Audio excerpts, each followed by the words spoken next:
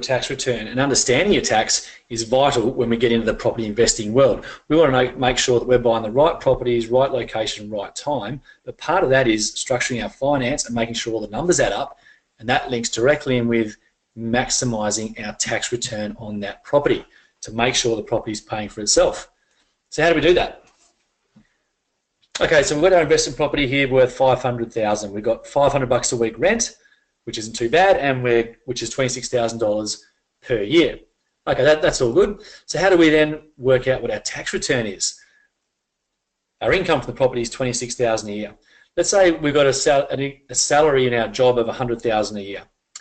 We then add the income from our investment property, $26,000 a year, which means we've got an annual income of $126K. Salary plus rental income. Now we work out what all our deductions are. So we have our interest on our loan is our first deduction. We've got our council rates, rental management fees, insurances. We have strata management if we're under a strata. Any expenses attributed with the property are deductions. And these are what we call cash deductions because we pay those throughout the year. Then we've got the kicker, which is depreciation. $15,000 is the approximate depreciation on a property worth $500K with a brand new property. So what that depreciation is, that's the ATO saying that the value of that property, the actual bricks, the carpet, the curtains, the electrical goods, the capital works of that building are actually depreciating in value every year. So that's 15 grand in the first year alone, and we can maximise that in the first 5 years. So your accountant will obviously help you with this. And obviously you need a depreciation schedule to get this done. This is what we can help you with as well. So we've got our 15K in depreciation. That's free money. That's a non-cash deduction. We don't pay that throughout the year. That's just what the ATO says you can claim against your property, which is huge. Okay, so now we work out what our new taxable income is.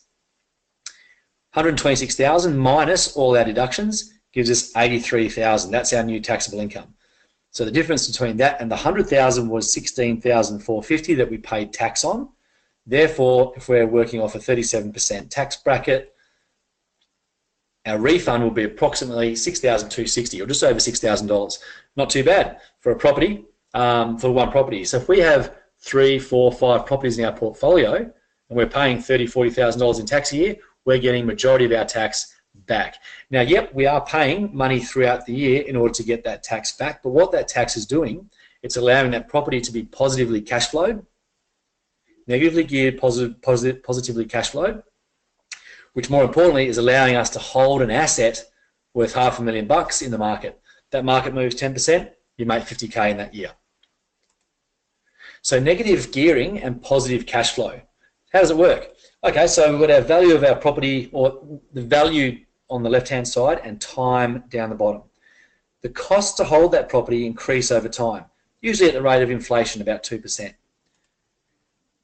The income from the property increases over time at the rate of the value of the market that we're in. So hopefully we're in a market that's growing between 6 and 10% per year if we're buying the right properties.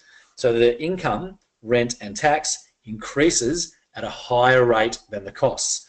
So if our costs are higher than our income, that's negatively geared.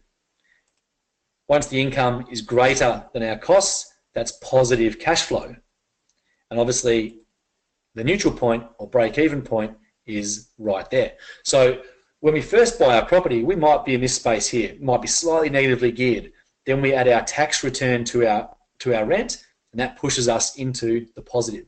The longer we're in the positive, the better it gets. Therefore, holding your asset for as long as you can, time in the market is vital. So here we go. At a minimum, we want it to be negatively geared but positive cash flow. Gearing is before tax, so that's the negative space, and then cash flow is after tax. So once we've got our tax return, we add that to the rent, and then we should be in that positive space. If we're not, we're buying the wrong properties in the wrong market at the wrong time, and we're stuck in this space here where 92% of investors find themselves and can't get out. So therefore, it is possible for property to be negatively geared but positive cash flow. That's key.